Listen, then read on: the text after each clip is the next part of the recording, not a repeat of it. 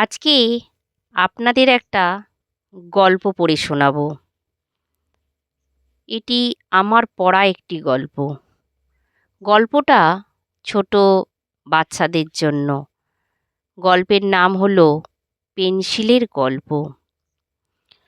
রাজুর মন খারাপ ছিল, কারণ সে পরীক্ষায় ভালো ফল পায়নি। তার ঠাকুমা তার সাথে বসলেন এবং তাকে একটা পেন্সিল দিলেন। রাজু অবাক হয়ে ঠাকুমার দিকে তাকালো, কারণ সে পেন্সিল পাবার যোগ্য নয়। ফল তো তার ভালোই হয়নি।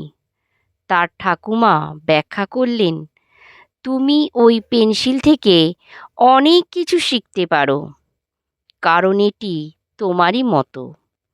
এটিকে ধারালো করার সময় এটির যেমন যন্ত্রণা অনুভব করে, ঠিক যেমনভাবে তোমার পরীক্ষার ফল ভালো না হওয়ায় তুমি কষ্ট পাচ্ছ, তবে এটি তোমাকে একজন ভালো ছাত্র হতে সাহায্য করবে।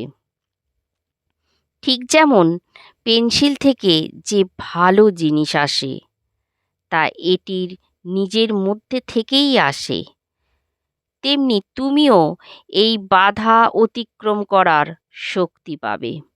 এবং অবশেষে ঠিক যেমন এই পেন্সিলটি কোনো পৃষ্ঠায় তার চিহ্ন তৈরি করে, তেমনি তুমিও তোমার পছন্দ করা কোনো কিছুতে তোমার চিহ্নটি ছেড়ে যাবে। রাজুর সঙ্গে সঙ্গেই সান্ত্বনা পেল এবং সে নিজের কাছে প্রতিজ্ঞা করল যে আরও ভালো ফল সে করবে।